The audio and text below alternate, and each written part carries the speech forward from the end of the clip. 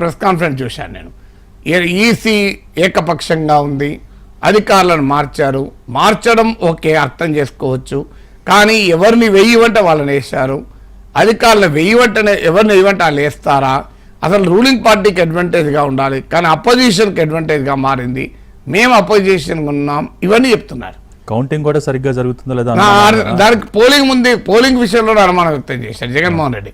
పోలింగే సరిగా జరుగుతుందా లేదా అని. ఇప్పుడు కౌంటింగ్ పైన అనుమానం. ఇవన్నీ ఒక రకంగా మరి నీకు అంత గెలిచే కాన్ఫిడెన్స్ ఉన్నప్పుడు ఇవన్నీ అనకూడదు కదా. సో తర్వాత రిజల్ట్ వచ్చిన కనొచ్చు. సో ఇన్ని రకాల ప్రయత్నాలు చేశారు మమ్మల్ని ఓడించడానికి. అధికారులను మార్చారు, ఇష్టం వచ్చిన అధికారులను పెట్టుకున్నారు, అయినా కూడా మాకు ప్రజలు ఆశీస్సులు ఇచ్చారు అని చెప్పచ్చు.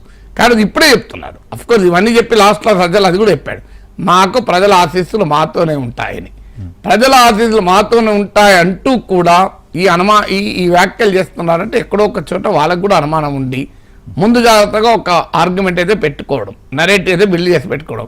రేపు ఏమైనా అయిందనుకోండి, సో సింపుల్గా ఇది మాకు 150 రావాల్సిందే, కానీ అధికారులను మానిపులేట్ చేశారు, వాళ్ళు అవసరమైన అధికారులను పెట్టుకున్నారు, ఏకపక్షంగా ఎన్నికలు జరిపారు, అందుకే వాళ్ళు గెలిచారు అని చెప్పడానికి వైసీపీ కూడా ఒక అవకాశం ఉంటుంది. టీడీపీ వాళ్ళు కూడా అదే రకంగా చూడండి హింసాకాండ క్రియేట్ చేశారు, అది చేశారు, ఓటర్లను బెదిరించారు, వీళ్ళు చెప్పుకుంటారు. అందువల్ల రెండు పార్టీలకు కూడా ఒకవైపు మనసులో వాళ్ళు ఆనెస్ట్గా నమ్ముతున్నారు, ఆనెస్ట్గా అనుమానపడుతున్నారు. మరోవైపు రేపు what ever may be the result, దానికో నరేటివ్, పొలిటికల్ నరేటివ్ ఉండాలి కనుక ఆ పొలిటికల్ నరేటివ్ కోసం మాట్లాడుతున్నారు. మూడవది ఏదైనా చెప్పలేం కదా, ఒకవేళ రేపు ఏమైనా జరిగినా తమ పార్టీ నేత 5 ఏళ్ళు నడుపుకోవాలి, కార్యకర్తలు నిలుపుకోవాలి, పార్టీని నిలుపుకోవాలి. పార్టీలో నైరాశ్యం మొదలైతే ఇప్పుడే స్టార్ట్ అవుతుంది, అటో ఇటో షిఫ్ట్లు మొదలవుతాయి. ఎందుకంటే ఒకటి మాత్రం గుర్తుంచుకోండి, స్పష్టంగా కనుక ట్రెండ్ ఉండుంటే మీకు దిగువ జారిపోతారు, ఉండరు. ఇప్పుడు ఇటు నుంచి అటు నుంచి పార్టీలు మారిపోతారు, రిజల్ట్ వరకు కూడా ఆగరు. ఎందుకంటే రిజల్ట్ వచ్చినాక ఆ ఛాన్స్ ఉంటుందో లేదని ముందే మాడతారు. సో అందువల్ల అందరికీ నమ్మకం ఉంది, అందరికీ అనుమానం ఉంది. నమ్మకానికి ఫ్యాక్టర్స్ ఉన్నాయి, అనుమానాలకు కూడా ఫ్యాక్టర్స్ ఉన్నాయి.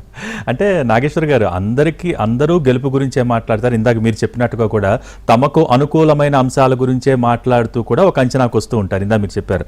కానీ ఇక్కడ ఇవాళ జగన్ చేసిన కామెంట్స్ కావచ్చు, మొన్న కూటమి నేతలు విజయానికి సంబంధించి చేసిన కామెంట్స్ కావచ్చు, ఈ రెండింటినీ చూస్తుంటే ఏమైనా తేడా కనిపిస్తోందా? తేడా ముందు ఎవరైనా కాన్ఫిడెన్స్ వ్యక్తం చేస్తున్నారు, అందులో తేడా ఏమీ లేదు. సీట్లు, నెంబర్ ఆఫ్ సీట్స్లో కొంత జగన్ స్పెసిఫిక్గా మాకు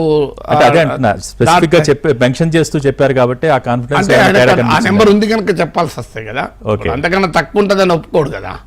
సో అది కొద్దిగా ఎగ్జాగరేటెడ్ ఫిగరే అనిపిస్తుంది. ఎందుకంటే అన్ని సర్వేలు, ప్రీపోల్ సర్వేలు చెప్పినాయి క్లియర్గా, గ్యారంటీగా వైసీపీ బలం తగ్గుతుంది. అధికారం వస్తుందా లేదా అనే విషయంలో భిన్నాభిప్రాయాలు ఉన్నాయి మొదటి నుంచి కూడా. కానీ దాదాపు నేను అనేక సర్వేలు చూశాను, అన్ని సర్వేలు చెప్పింది అయితే వైసీపీకి భారీగా దెబ్బ తగులుతుంది అని. ఈవెన్ అనేక ఎన్నికలకు ముందు అనేక మంది వైసీపీ నేతలతో కూడా మాట్లాడాను. సో వాళ్ళు కూడా చెప్పింది మాకు సీట్లు అయితే తగ్గుతాయి, ఓట్లు అయితే తగ్గుతాయని. నాకు సీనియర్ వైసీపీ నాయకుడు ఒక రిసెప్షన్లో కలిశాడు, అడిగితే ఎలా ఉంచారంటే మీరు చెప్పినట్లే ఉంచారన్నాడు. అంటే నేనేం చెప్పినా, నేను చాలా టైట్గా ఉంటుంది, it can swing in any direction అని చెప్పిన. డే 1 నుంచి నేను ఏ పార్టీ గెలుస్తుందని ఎప్పుడు చెప్పలేదు. It can swing in any direction అని చెప్పాను. ఏ చిన్న పొరపాటు ఎవరు చేసినా, ఏ చిన్న అడ్వాంటేజ్ ఎవరు తీసుకున్నా రిజల్ట్ అటు ఇటు అయ్యే ప్రమాదం ఉంది, ఆ రకమైన పరిస్థితులు ఉన్నాయని చెప్పాను. సో ఆయన వైసీపీ నాయకుడు కూడా ఇదే మాట చెప్పాడు. సో అందువల్ల జగన్ 150 దాటితే అనే క్లెయిమ్ అయితే అనుకోకుండా బ్యారింగ్ మిరాకిల్ అంటారు. సో అలాంటిది ఏదైనా అద్భుతం జరిగితే తప్ప కొంత ఎగ్జాగరేటెడ్ క్లెయిమ్ లాగానే కనబడుతుంది. ఎందుకంటే ఎన్ని సర్వేలు కూడా బిలో అసలు లాస్ట్ టైం అంత అయితే రావు, ఎంత వస్తాయి అనేది ఎవరు చెప్పలేకపోయారు. లాస్ట్ టైం అంతైతే రావు అన్నారు, ఇంక్లూడింగ్ వైసీపీ లీడర్స్. సర్వేలు అన్నీ అదే ఇండికేషన్ ఇచ్చారు. మరి ఏం జరిగి ఉంటుంది అంటే, ఒకవేళ మనకు అర్థం కాని సైలెంట్ రెవల్యూషన్ జగన్కి అనుకూలంగా ఉందా? ఎందుకంటే సంక్షేమ పథకాలు పోతాయని భయం ప్రజలు ఆవహించి పెద్ద ఎత్తున పేద వర్గాలు, అణగారిన కులాలు, ఇవన్నీ కూడా, అంటే జగన్ సోషల్ ఇంజనీరింగ్, జగన్ పథకాల ప్రభావము, ఇవన్నీ అనూహ్యమైన నిశ్శబ్ద విప్లవం ఏవైనా తెస్తే తప్ప జగన్మోహన్ రెడ్డి ఆశించిన 151 మించి సీట్లు రావడం అయితే ఆశ్చర్యమే. అదే జరిగితే మీరు అన్నట్టు జగన్మోహన్ అన్నట్టు దేశం షాక్ అవుతుంది. ఎందుకంటే ఏ సర్వే చెప్పలేదు ఇది ఇంతవరకు. దేశం షాక్ అవుట్ ఖాయం. ఒకళ్ళు నిజంగానే 150 దాటితే మామూలు షాక్ కాదు. సెఫాలజిస్టులు అందరూ తిరిగి తమ శాస్త్రాన్ని అటు ఇటు తిప్పుకోవాలి.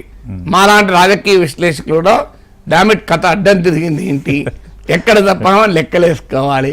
ఎందుకంటే డే 1 నుంచి నా అంచనాకు కూడా వైసీపీ బలం తగ్గుతుంది, సీట్లు తగ్గుతాయి, ఓట్లు తగ్గుతాయి. ఎంత తగ్గుతా అన్న దగ్గర నేను కూడా కంక్లూషన్ రాలేకపోతున్నాను. నేను చాలా మందితో మాట్లాడుతున్నాను కానీ ఎవరు కంక్లూజివ్గా చెప్పలేకపోతున్నారు. లాజికల్గా వాళ్ళ విష్ పట్టి చెప్తున్నారు. వాళ్ళకు జగన్ ఓడిపోవాలనుకుంటే ఓడిపోతారంటున్నారు, జగన్ గెలవాలనుకుంటే గెలుస్తారు.